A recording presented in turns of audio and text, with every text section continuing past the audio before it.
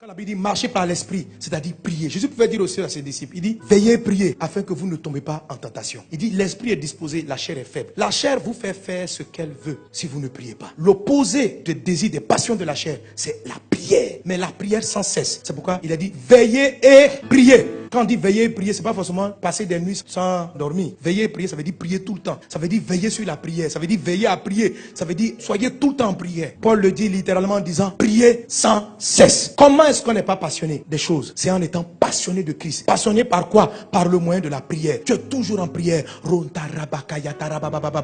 En Luc 21, je crois verset 36, Jésus dit ceci. Veillez donc et priez en tout temps. Cultivez la prière sans cesse. Quand tu dors, prie. Dans ton sommeil, prie. Quand les cauchemars arrivent, prie. Tu te réveilles le matin, prie. Avant de prendre ton petit déjeuner, prie. Au milieu du petit déjeuner, prie. À la fin du petit déjeuner, prie. Avec tes enfants, prie. Lève-toi, prie. Dans ta voiture, prie. Quand tu n'as pas envie de prier, prie. Quand tu as envie de prier, prie. Prie, prie. Alléluia, prie. En tout temps. On dit veillez, priez en tout temps. Saison de pluie, tu pries. Saison sèche, tu pries. Il prie seulement, prie. La prière crée une atmosphère. Quand vous êtes sur un territoire, vous priez. Il n'y a plus de malédiction qui tient. La malédiction est suspendue. Parce que la prière est une zone que Dieu sécurise. Votre vie doit être une vie de prière. Jésus a dit, ma maison sera appelée une maison de prière.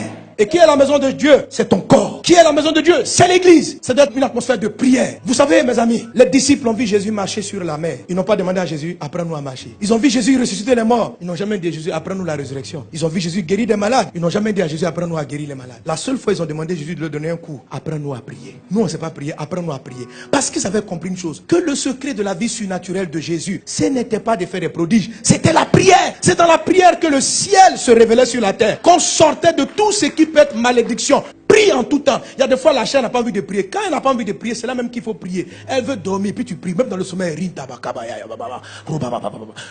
tu pries. Tu te réveilles, tu es en forme, tu pries. Tu as sommeil, tu pries. Prie. Prie. Ne justifie rien. Les disciples disent on a sommeil. Jésus dit je m'en fous. Priez. On dit mais nous on a sommeil. Laisse-nous dormir 30 minutes. On ne dort pas. Priez. Il dit mais comment on va faire? Il dit la chair est faible, l'esprit est disposé. Donc priez. Priez en langue. Priez en esprit. Prie. Dis à ton voisin prie. Tous les hommes spirituels, tous les gens de victoire prient. Et c'est la prière qui prend le temps, qui amène tous ceux qui sont dans votre entourage à être sous bénédiction. C'est comme ça que vous faites transiter la bénédiction qui est en eux. Quand vous priez, les gens qui travaillent avec vous, votre mari, si tu pries, la malédiction ne peut pas le toucher. Quelles que soient les réclamations de ses parents, toi ta maison est devenue une maison de prière. Lui il a un problème dans sa vie. Ton chauffeur, tu pries dans les voitures que tu achètes. Tu pries dans ton magasin. C'est la chair qui va te dire, il ne faut pas prier, que les gens vont te prendre pour un fou. Quelle affaire de fou. Prie, sois fou même, prie. Ta nouvelle boutique tu ouvres, tu dis les gars, on commence par la prière.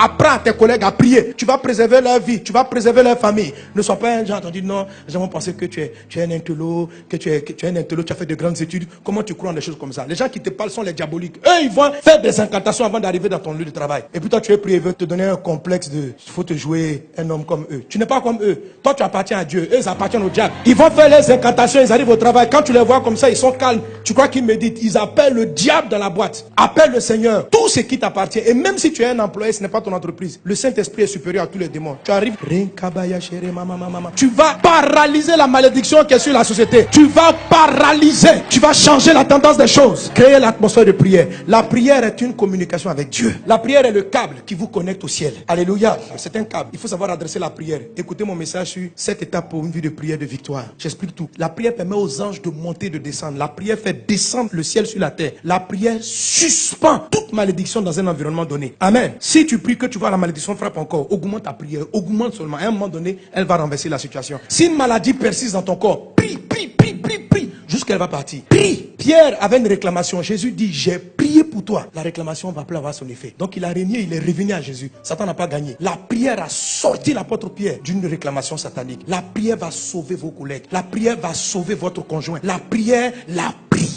C'est pourquoi le pire ennemi de la chair dans ta vie, c'est ta vie de prière. La chair n'aime pas la prière. Quand tu vas prier, elle va te combattre. Mais il faut prier. Il faut remplacer toutes tes passions par des heures de prière. Amen. Alléluia. Que Dieu vous bénisse abondamment. Que sa grâce soit avec toi.